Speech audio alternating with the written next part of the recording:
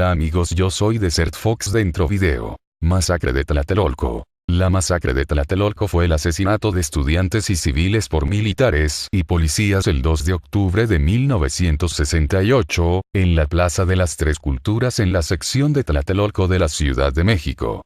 Los eventos se consideran parte de la Guerra Sucia en México, cuando el gobierno utilizó sus fuerzas para reprimir la oposición política. La masacre ocurrió 10 días antes de la apertura de los Juegos Olímpicos de México 1968. En aquel entonces, el gobierno y los medios de comunicación en México afirmaron que las fuerzas gubernamentales habían sido provocadas por los manifestantes que les disparaban, pero los documentos del gobierno publicados desde 2000 sugieren que francotiradores habían sido empleados por el gobierno. El jefe del Centro de Investigación y Seguridad Nacional informó que 1.345 personas fueron arrestadas según los archivos de Seguridad Nacional de los Estados Unidos. Kate Doyle, analista principal de política estadounidense en América Latina, documentó la muerte de 44 personas. Sin embargo, las estimaciones de la cantidad de muertos real oscilan entre 300 y 400, con testigos presenciales informando cientos de muertos. Antecedentes. El gobierno mexicano invirtió $150 millones en preparación para los Juegos Olímpicos de 1968 que se celebrarían en la Ciudad de México. El presidente de México, Gustavo Díaz Ordaz, luchó por mantener la paz en un momento de creciente tensión social, pero su administración reprimió los movimientos de sindicatos independientes, agricultores, y tomó drásticas medidas al tratar de dirigir la economía. En 1958, bajo la administración anterior de Adolfo López Mateos, el líder sindical Demetrio Vallejo había tratado de organizar sindicatos ferroviarios independientes, que el gobierno mexicano rápidamente terminó.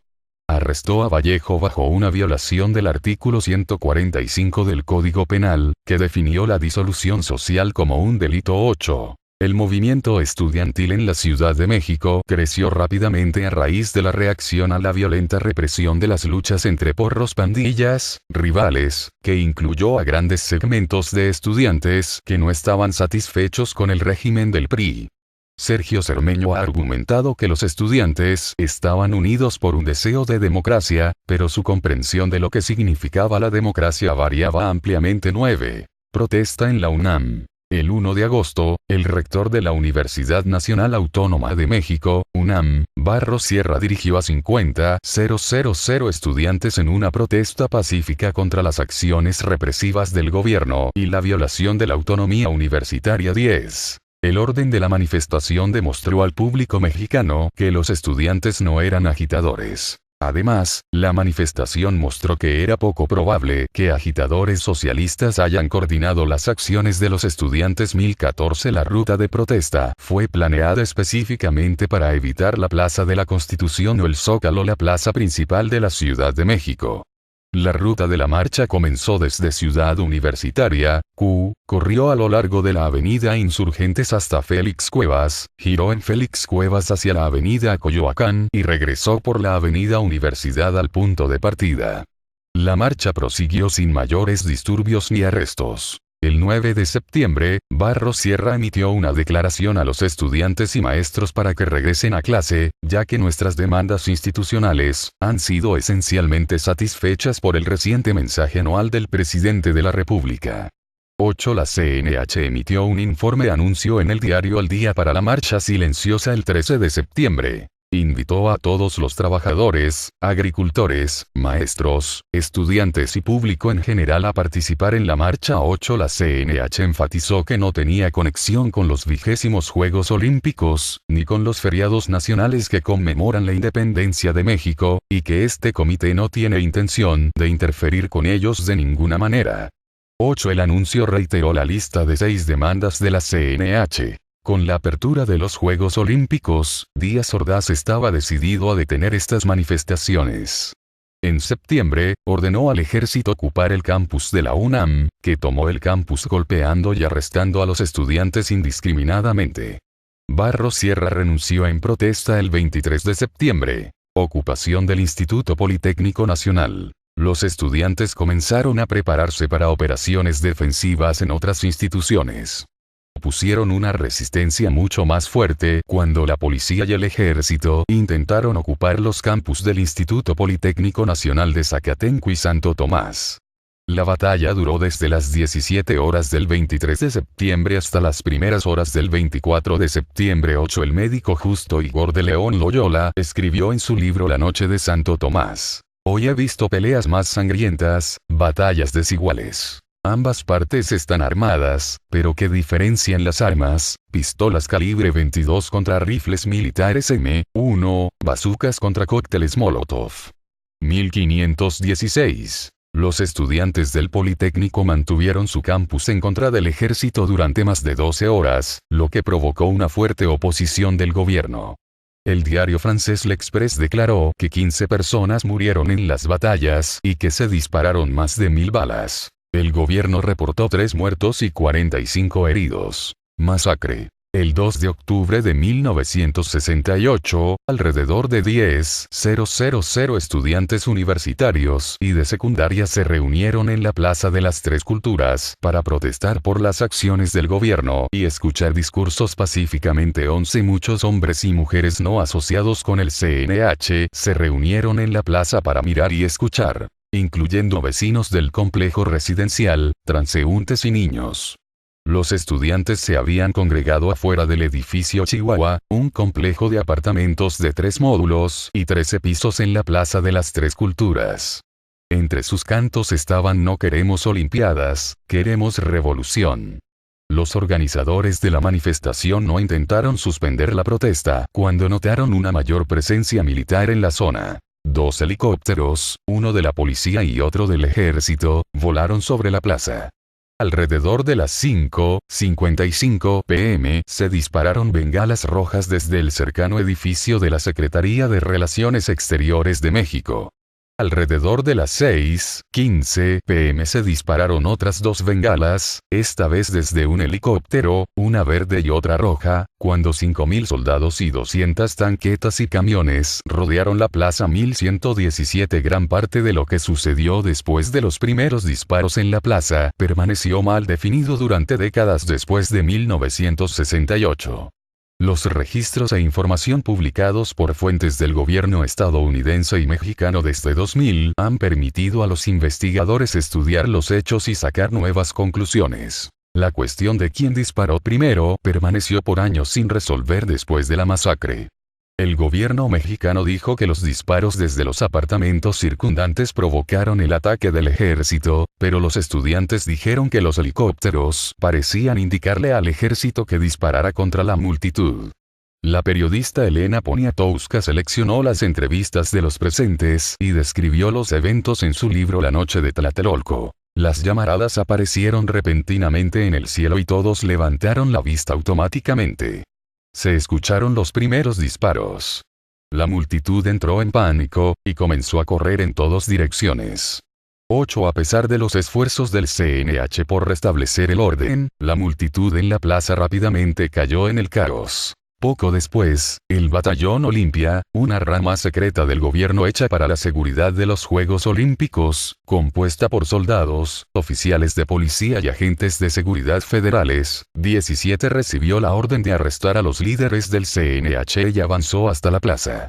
Los miembros del Batallón Olimpia llevaban guantes blancos o pañuelos blancos atados a la mano izquierda para distinguirse de los civiles e impedir que los soldados les dispararan. El capitán Ernesto Morales Soto declaró que inmediatamente después de ver una bengala en el cielo, la señal preestablecida, debíamos sellar las 2 entradas mencionadas anteriormente e impedir que cualquiera entrara o saliera. El asalto que siguió a la plaza dejó docenas de muertos y muchos más heridos en el periodo subsiguiente.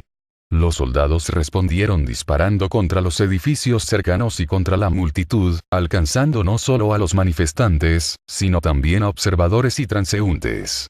Manifestantes y transeúntes por igual, incluidos estudiantes, periodistas, uno de los cuales fue la periodista italiana Oriana Fallaci, y niños, fueron alcanzados por balas y montones de cuerpos pronto cayeron al suelo. Mientras tanto, en el edificio Chihuahua, donde se encontraban los oradores, los miembros del Batallón Olimpia empujaron a las personas y les ordenaron que se tumbaran en el suelo cerca de las paredes del elevador.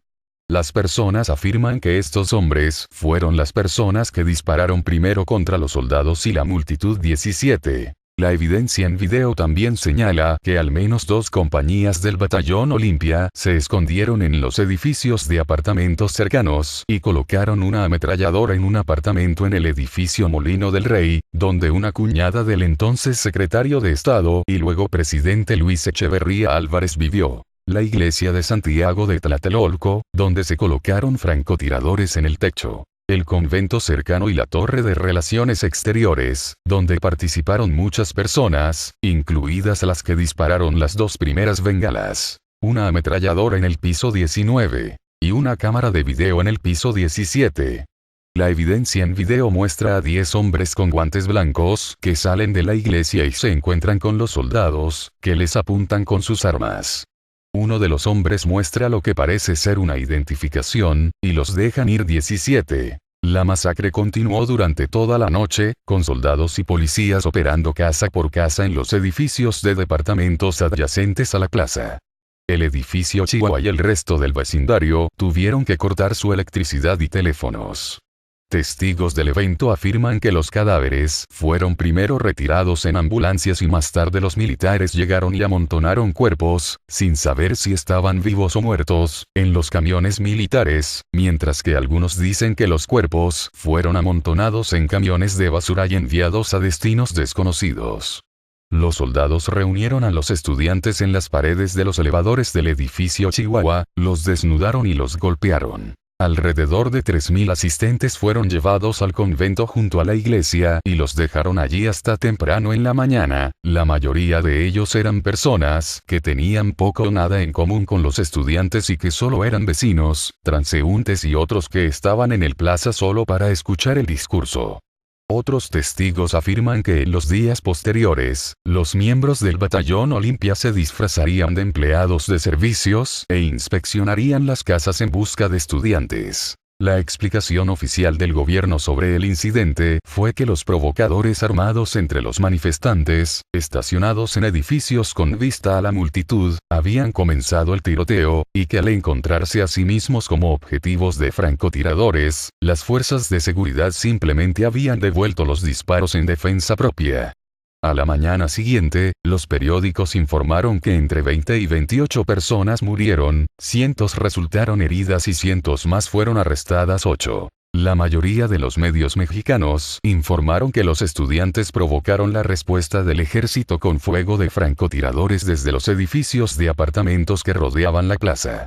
El titular de La Mañana del día del 3 de octubre de 1968 decía lo siguiente: criminal provocación en el mitin de Tlatelolco causó sangriento zafarrancho. Los medios de comunicación controlados por el gobierno informaron de los acontecimientos por el lado del gobierno mexicano esa noche, pero una investigación de 2001 reveló documentos que mostraban que los francotiradores eran miembros de la Guardia Presidencial, quienes recibieron instrucciones de disparar contra las fuerzas militares para provocarlos. Recuerdo. En 1993, en conmemoración del 25 aniversario de los eventos, se dedicó una estela con los nombres de algunos de los estudiantes y personas que perdieron la vida durante el evento. La Suprema Corte de Justicia de la Nación tiene un mural que conmemora la masacre. El 2 de octubre de 2008, se celebraron 2 marchas en la Ciudad de México para conmemorar el evento. Uno viajó desde la Escuela Normal Superior de Maestros hasta el Zócalo. El otro fue del Instituto Politécnico Nacional al sitio de la masacre de la Plaza de las Tres Culturas. Según el Comité del 68, uno de los organizadores del evento, asistieron 40.000 manifestantes 23 en diciembre de 2008, el Senado mexicano nombró el 2 de octubre a partir de 2009 como Día Nacional de Duelo. La iniciativa ya había sido aprobada por la Cámara de Diputados del Congreso. Este fue todo y ya ha llegado a su fin hasta el siguiente video.